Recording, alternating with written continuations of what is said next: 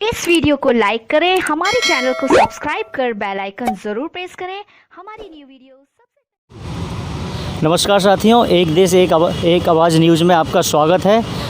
जैसा कि देख रहे हैं कि आज हमने वीरांगना झलकारी बाई पार्क जो कि ग्वालियर मध्य प्रदेश में स्थित है, वहाँ पर एक परिचर्चा, एक डिबेट का आयोजन किया है जो कि निजीकरण के ऊपर है। और मैं आपको पहले बताना चाहता हूँ, जो हमारी मासिक पत्रिका चलती है एक देश एक आवाज़ नाम से, जो हर मंथली निकलती है, ज़्यादा से ज़्यादा लोग इससे जुड़ें और इसमें कई अच्छी जानकारियाँ युवाओं के लिए, बच्चों के लिए, महिलाओं के लिए निकलती है, उससे जुड़ें। और हमारे चैनल को सबसे पहले सब्सक्राइब करें और लाइक करें और अच्छा लगे तो उसमें कमेंट ज़रूर करें। अब मैं डिबेट शुरू करता हूँ। सबसे पहले मैं आता हूँ, कृष्णा कुशवाहा जी हैं, आम आदमी पार्टी से हैं और ज़िला मीडिया प्रभारी हैं और बेरोज़गार आवाज़ के प्रदेश अध्यक्ष भी हैं।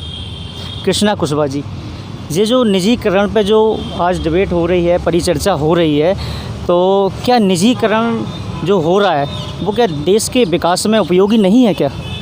नहीं, आप देखिए इसमें कई लोगों के रोज़गार जा रहे हैं। आप देखिए केंद्र सरकार किस तरह से निजीकरण करके ये देश को चंद पूंजीपतियों के हाथ में दे रही है। आप देखिए उन्होंने इसके द्वारा उन्होंने धीरे धीरे रेलवे जिसमें गरीब आदमी सफ़र करता था, उसका सफ़र करना बहुत ज़्यादा डिफ़िकल्ट हो रहा है। आप देखिए BSNL को ख़त्म करने का काम कर रही है।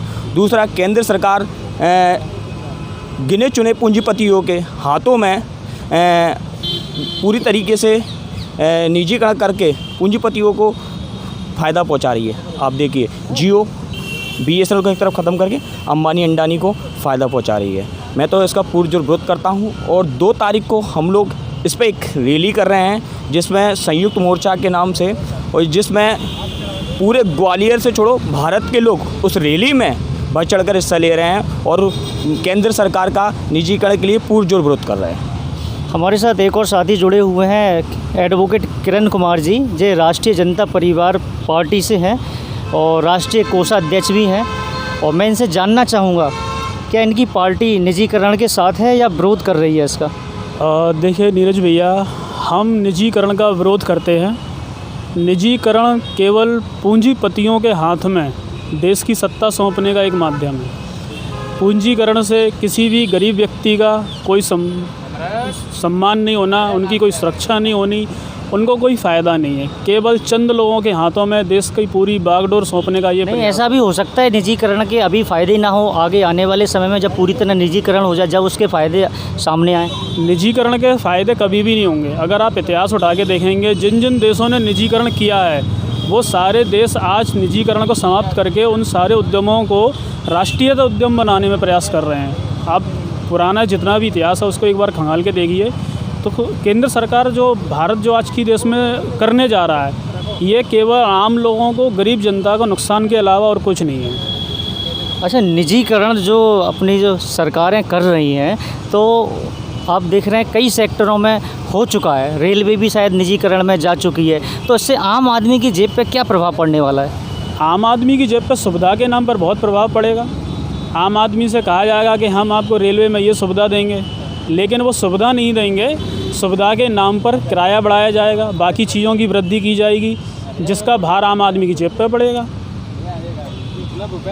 बहुत बहुत धन्यवाद। अब मैं एक और साथी, हमारे एडवोकेट राय सिंह बौद्ध जी हमारे साथ मौजूद हैं और जो विवेक सेवा समिति से एक सामाजिक कार्यकर्ता भी हैं। मैं इनसे राय लूँगा कि निजीकरण में आपकी जो समाज सेवा है और आपकी जो समिति है उसमें क्या मत है, क्या चाहते हैं वो? निजीकरण एक देश को गुलाम बनाने की प्रक्रिया है। पहले हम लोग राजा महाराजाओं के गुलाम थे, आज पूंजीपतियों, उद्योगपतियों के गुलाम होते जा रहे हैं। मुझे ये बताइए कि इस देश में सबसे ज़्यादा 80% से भी ज़्यादा गरीब लोग हैं, गरीब परिवार रहते हैं हमारे देश में। और जो सरकारी स्कूल हैं, सरकार सरकारी स्कूलों को बंद करने पे तुली है, क्योंकि गरीब सरकारी स्कूल में आप देखेंगे तो वैसे ही पढ़ाई नहीं होती है, उससे मतलब क्या, बंदी हो। जब आप सुविधाएं नहीं दोगे तो आप तो खुद ही सुविधाएं नहीं दे रही हो। आपका पूरा सुविधाएं दे तो रही है गवर्नमेंट, उनको तनख्वाह दे रही है 40,000 रुपये, फिर भी बच्चों को नहीं पढ़ाया जा रहा है, तो उसमें किसकी गलती है? तो बच्चों को रिजल्ट जीरो आ रहा है। आप देखेंगे गांव देहात में कितने स्कूल हैं जहां पे बच्चा शिक्षा, जो उचित शिक्षा है वो मिल पा रही है उनको। जब तो उस पर परीक्षण भी तो है जी निजीकरण का, क्या गलत है इसमें? गलत ये है ना, बच्चा स्कूल आ रहा है आपका, आप उसको खाना खिला रहे हो। पहली बात तो जो यहाँ शिक्षक हैं अपने देश में, शिक्षक को पढ़ाने का समय ही नहीं दिया जा रहा। आप जनगणना पे लगा रहे हो, कोई कौन सी पॉलिसियों में लगा रहे हैं आप वो सर्वे करके देखिए, आप कईयों स्कूलों में टीचर नहीं मिल रहे हैं पढ़ाने को, और पंखा नहीं है, बिजली नहीं है, पानी पीने के लिए नहीं है। 70 सालों में जब हमें एक अच्छा स्कूल ही नहीं बना पाए तो हमारा डेवलप क्या हुआ? डेवलप ये पूंजीपतियों में कह तो रहा हूँ, फिर से पहले भी मैंने कहा कि ये डायरेक्ट पूंजीपतियों को फ़ायदा देने के लिए ये पूरा प्लान चला जा रहा है।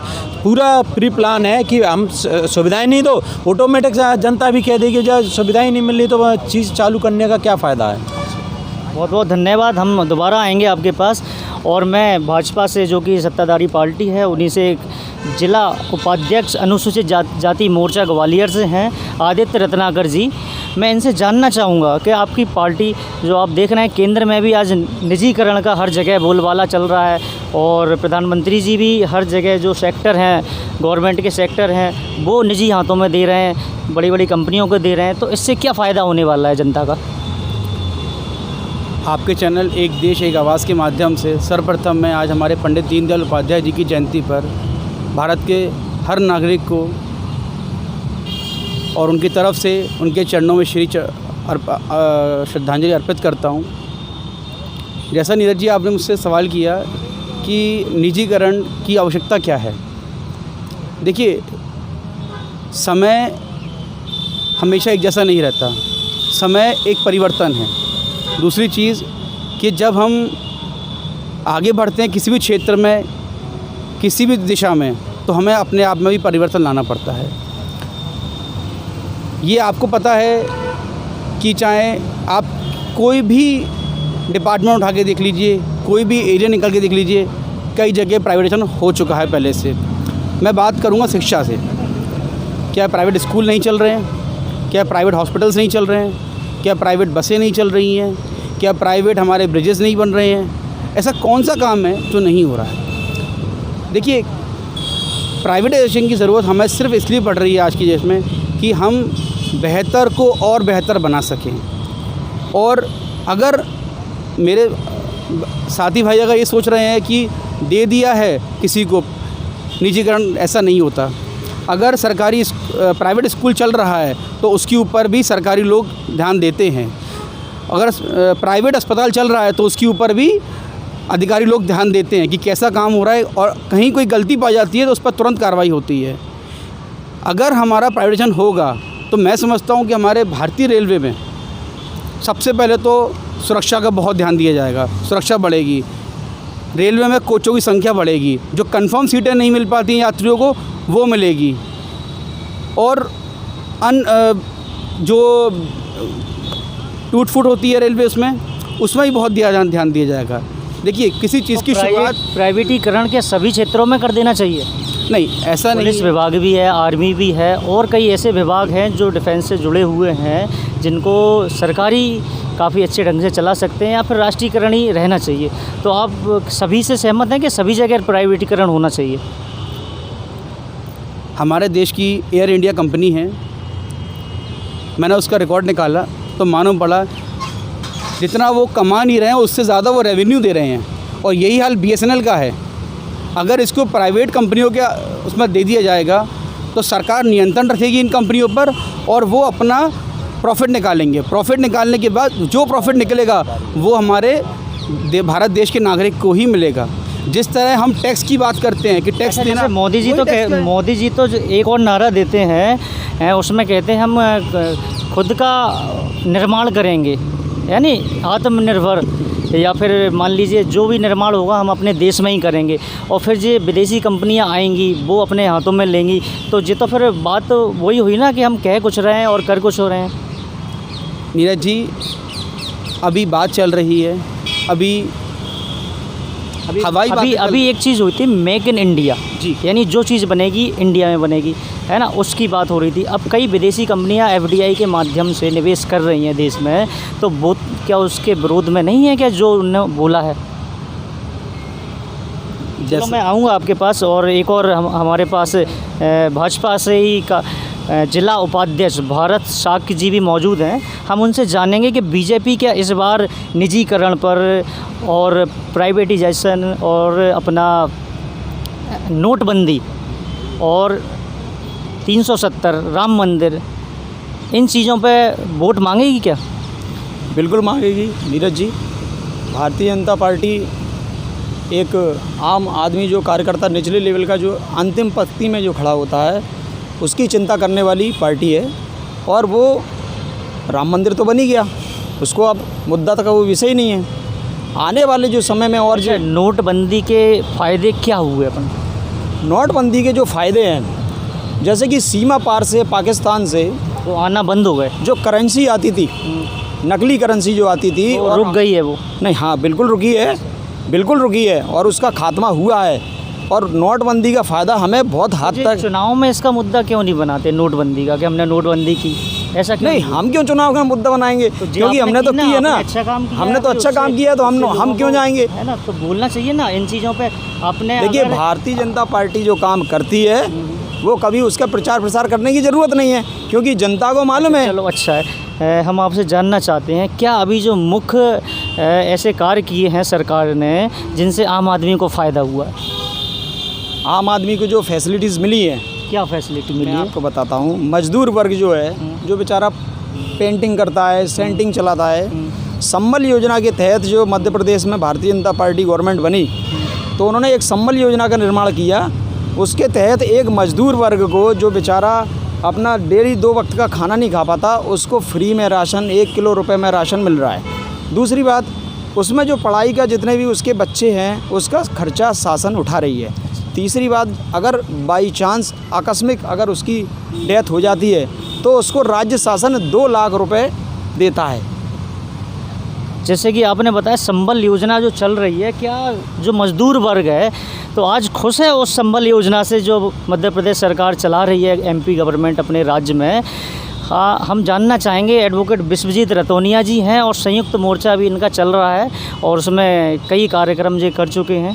हम इनसे जानना चाहेंगे, जो इतनी योजनाएं जो है ना, जो सरकार चला रही है, वो गिना भी रहे हैं, तो वो क्या उपयोगी साबित हो रही हैं? देखिए, सबसे बड़ी बात है, योजना तो चल रही हैं, लेकिन उनका इम्प्लीमेंटेशन कैसे हो, किस ढंग से उनका इम्प्लीमेंटेशन हो। योजना तो काफ़ी सारी आती हैं, हर सरकार में योजनाएं आती हैं, हर विभाग में योजनाएं आती हैं, लेकिन क्या उनका इम्प्लीमेंटेशन प्रत्येक व्यक्ति तक हो पा रहा है? क्या उनकी सुविधाएं, सर्विसेज देश के गरीब वंचित वर्ग तक पहुंच पा रही हैं? सबसे बड़ी बात यह है। आप इस देश की असंगठित क्षेत्र से जुड़े हुए लोगों को देखेंगे, उनमें से अधिकतर लोग ऐसे हैं जो इन सर्विसेज से वंचित हो जाते हैं। और जो लोग इसमें, मतलब ऐसे लोग जो। अच्छा, आप निजीकरण के क्या विरोध में हैं या फिर आप उसका समर्थन करते हैं? देखिए, निजीकरण तो देश विरोधी नीति है, और सबसे बड़ी बात, हम संविधान के मानने वाले लोग हैं, और संविधान की प्रीएम्बल जो है वो समाजवादी व्यवस्था करता है, समाजवादी शब्द की व्याख्या करता है। तो वहाँ तो कहीं भी निजीकरण की व्याख्या नहीं है। संविधान का ऐसा कोई आर्टिकल नहीं है, ऐसा कोई कॉर्नर नहीं है जहाँ निजीकरण की व्याख्या हो, प्राइवेटाइजेशन हो। लेकिन समय समय पे अपना सरकार भी तो स्टैंड ले सकती है। कोई अगर गवर्नमेंट सेक्टर ढंग से काम नहीं कर रहा है तो वो उसको प्राइवेट हाथों में दे के और अच्छा बेहतर ढंग से कर सकती है, और उदाहरण हैं कई। तो हम ऐसा क्यों सोच रहे हैं कि निजीकरण से काफ़ी नुकसान होने वाला है? देखिए, आप मीडिया कर्मी हैं, जाहिर सी बात है आपके पास डाटा होगा, और कई सरकार के पक्ष के लोग भी हैं आपकी इस डिबेट में। मैं आपसे पूछना चाह रहा हूँ, एक आम आदमी होने के नाते, as a citizen of India, एक ऐसा विभाग बताइए जो प्राइवेटाइजेशन से, निजीकरण से किसी गरीब वंचित तबके के व्यक्ति तक सर्विसेज अच्छी तरीके से मुहैया करा रहा हो और उसका उसने जीवन स्तर उठाने का काम किया हो। प्राइवेटीकरण को तो नहीं जानता, लेकिन मैं ज़रूर जानता हूँ जो समाज सेवी संस्थाएं, एनजीओ हैं, गवर्नमेंट उनको फ़ंड देती हैं। हो सकता है सरकार बेहतर ढंग से काम नहीं कर पा रही है, वो गवर्नमेंट का फ़ंड, वो भी तो प्राइवेट ही हैं एनजीओ, वो अच्छा बेहतर काम कर रहे हैं जो सरकार उनको फ़ंड दे रही है। तो उसमें गलत क्या है? अगर सरकार ने अपनी खुद विभाग चलाने नहीं दे रही है एनजीओ को, वो आप एनजीओ चला रहे हैं। जो पार्क है, इस पार्क की भी एनजीओ होगी, संस्था होगी, इस पार्क के वेलफेयर के लिए वो काम कर रही होगी। यहाँ की जो घास लगी हुई है, यहाँ बैरिकेडिंग है, यहाँ पे पेड़ पौधे हैं, उनके लिए का विरोध कर रहे हैं। तो आप देखेंगे अगर हम अपने बच्चे को पढ़ाएंगे तो हम पहले पूछेंगे प्राइवेट स्कूल अच्छा कौन सा है। अगर हॉस्पिटल में बीमार हो जाएंगे तो ये देखेंगे कि प्राइवेट हॉस्पिटल कौन सा अच्छा है। तो हम लोग जब खुद ही निजीकरण की ओर दौड़ रहे हैं, हमने कभी नहीं कहा कि अगर प्राइवेट स्कूल की हालत ख़राब है और हम अपने बच्चे को भेजेंगे तो फिर इससे एकदम भाग क्यों रहे हैं। देखिए, अभी मेरे एक मित्र शायद रत्नाकर जी खटीक समाज से वो बोल रहे थे स्कूल प्राइवेट क्या संचालित नहीं हो रहे हैं, हॉस्पिटल संचालित नहीं हो रहे हैं। लेकिन आप ये बताइए, सबसे बड़ी बात इस देश की जो जीडीपी है उसमें 50% 60% योगदान इस देश की असंगठित व्यवस्था का है, जो कि असंगठित व्यवस्था से इस देश के 90% लोग जुड़े हुए हैं, जो गरीब हैं, मजदूर हैं। आप बताइए किस गरीब का बच्चा सिंधिया स्कूल में पढ़ता है, किस गरीब का बच्चा देहरादून जाके दून में पढ़ता है, किस गरीब का बच्चा ग्वालियर गिलोरी में पढ़ रहा है, किस गरीब का बच्चा किसी इंटरनेशनल बोर्ड के स्कूल में पढ़ रहा है। आईटीएम का इतना बड़ा इंटरनेशनल स्कूल है उसमें पढ़ रहा है, अमेठी का ग्वालियर में इतना बड़ा इंटरनेशनल स्कूल है उसमें पढ़ रहा है। आप और भी तो पब्लिक गवर्नमेंट स्कूल हैं उनमें पढ़ रहे हैं, वो भी प्राइवेट है। उनका शिक्षा स्तर आप देखिए इंग्लिश मीडियम के गवर्नमेंट की कमांड तो है ना उस पर। कहाँ बताइए, कहाँ कमांड है? गवर्नमेंट की कमांड अगर होती तो 4 कमरों में स्कूल नहीं चल रहे होते, वहाँ बढ़िया क्राइटेरिया होता, वहाँ स्पोर्ट कॉम्प्लेक्स होते, वहाँ की क्लासें डिजिटल होती। गवर्नमेंट की कमांड तो है ही नहीं है। गवर्नमेंट का क्राइटेरिया तो और कुछ कहता है, जहाँ पे मतलब क्लासें अच्छी होंगी, खेलने के लिए ग्राउंड होंगे, कहाँ है? 4 का मतलब है जो सरकारी स्कूल हैं वो भी 4 कमरों में चल रहे हैं, उसमें क्या फ़र्क है? वो भी चल रहे हैं। सरकारी स्कूल में कितनी जगह है? देखिए, इस देश की चलाने की जिम्मेदारी सबसे बड़ी बात यह है, इस देश की चलाने की जिम्मेदारी इस देश की चुनी हुई सरकार पर है, ना कि इस देश के उन स्कूलों पर जो इस देश में प्राइवेट या आप बोल रहे हैं कि 4 कमरों में सरकारी स्कूल चल रहे हैं उनके टीचरों पर है। इस देश के शिक्षा विभाग की, इस देश के शिक्षा मंत्री की, इस प्रदेश के शिक्षा मंत्री की जिम्मेदारी है, इस देश की सरकार की जिम्मेदारी है कि सरकारी स्कूलों का क्रियान्वयन ढंग से क्यों नहीं हो पा रहा है। जब हम टैक्स भर रहे हैं, हमारा गरीब वंचित तबका इस देश के तमाम व्यवस्था में भागीदार है। एक छोटी से छोटी चीज़ लेने पर वो टैक्स भरता है, खाने के सामान पर टैक्स भरता है, तो प्राइवेट निजीकरण के हाथों अपना शोषण को करवाए। अच्छा, मेरा मतलब ये है कि जैसे निजीकरण है तो आप उसका टोटल विरोध कर रहे हैं कि ये नहीं होना चाहिए, यही है? बिल्कुल। इस देश की व्यवस्था समाजवादी हाथों में होना चाहिए। इस देश की व्यवस्था संविधान के अकॉर्डिंग, जो इस देश का संविधान कहता है कि समाजवादी व्यवस्था होगी, प्रीएम्बल में स्पष्ट लिखा हुआ है, इस देश की व्यवस्था उसके अनुसार होना चाहिए, ना कि निजीकरण के अनुसार। मैं फिर आऊँगा आपके पास और मैं चर्चा को आगे बढ़ाते हुए मैं आदित्य राज्य जी के पास आऊँगा, बौद्ध जी के पास, और उनसे एक सवाल पूछना चाहूँगा कि हम लोग खुद निजीकरण की ओर पहले से अग्रसर होते हैं और फिर हम उस चीज़ का विरोध भी करते हैं, तो ये कहाँ तक जायज़ है? अग्रसर हमको मेन बात यह है कि अग्रसर कर कौन रहा है?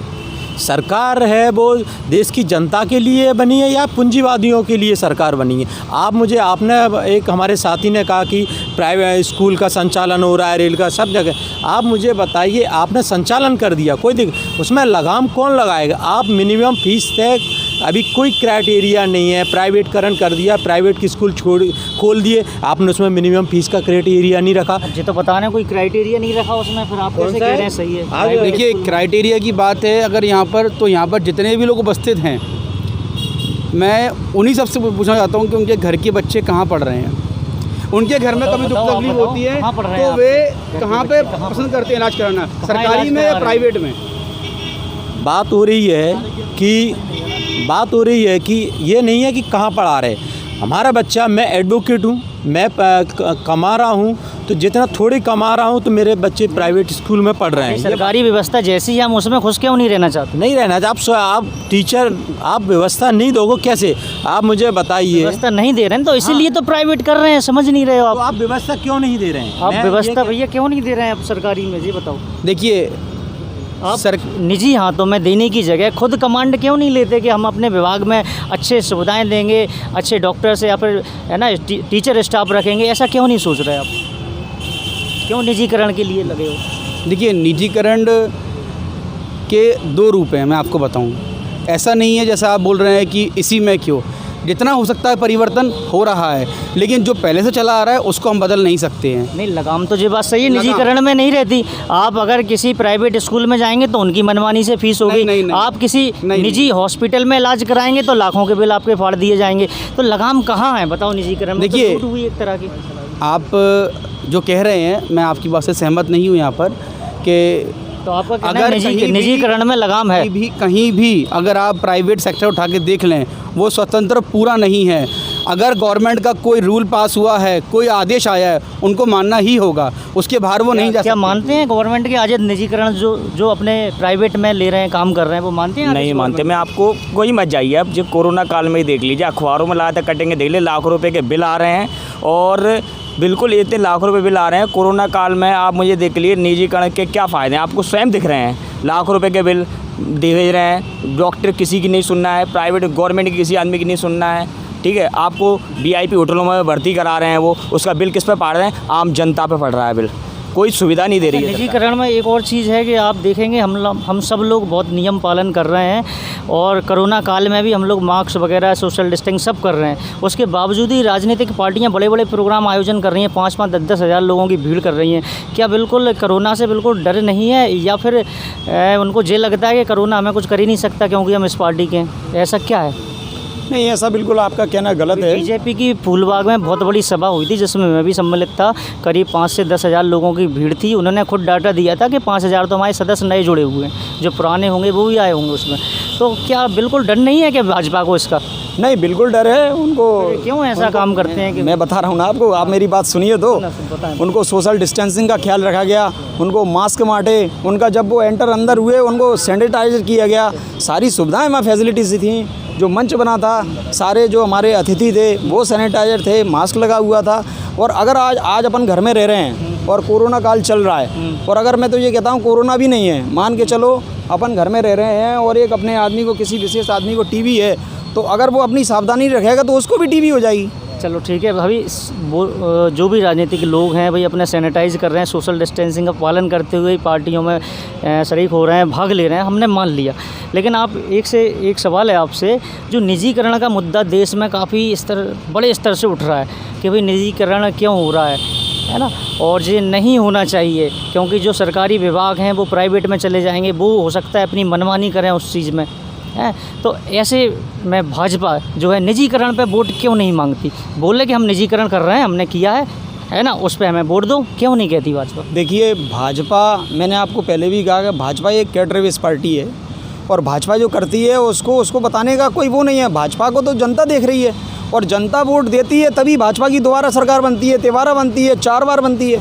बहुत बहुत धन्यवाद। जैसे कि हमारे साथ जुड़े हुए हैं प्रमोद खरे जी, युवा कांग्रेस से हैं और अभी आए हुए हैं। मैं इनसे एक सवाल करूंगा कि जो अभी जो सेंट्रल में गवर्नमेंट है और मध्य प्रदेश में वो भाजपा की सरकार है, और अभी जो हमारा मुद्दा है वो निजीकरण का मुद्दा है कि लोग अपने अपने इस पर राय दे रहे हैं। तो मैं आपसे ये जानना चाहता हूँ एज ए कांग्रेस के प्रतिनिधि के नाते कि जो निजीकरण है वो देश के लिए क्या विकास जो देश का होना है कि उसके लिए ज़रूरी है? देखो, सबसे पहले निजीकरण के बारे में बताता हूँ। निजीकरण तो एक भाजपा का निजी मामला हो गया अब तो। जैसे कि कोई भी चीज़ है, जबलपुर का स्टेशन 75 करोड़ में बेच दिया गया और वो उनके खास थे। बंसल कॉलेज वाले, भोपाल वाले, वो शिवराज सिंह के खास हैं, वो निजी आदमी उनके, तो उन्होंने निजीकरण में हबीबगंज स्टेशन दे दिया उनको। इस प्रकार अडानी अंबानी जैसों को निजीकरण में शामिल करके उनको हर चीज़ सौंपते जा रहे हैं ये तो, और इसका असर आम जनता पे पड़ रहा है क्योंकि वो अब तो GST, CGST हर चीज़ों पे उस पर उपयोग हो रहा है। ऐसी कोई चीज़ इन्होंने नहीं छोड़ी उसे निजीकरण से बाहर करें। और निजीकरण से बाहर करने का ये कि अभी 25,000 बेरोज़गार हुए हैं, 2,000 कार शोरूम बंद कर दिए गए हैं। इस प्रकार आम जनता पे बहुत प्रभाव पड़ रहा है। अच्छा, मैं और एक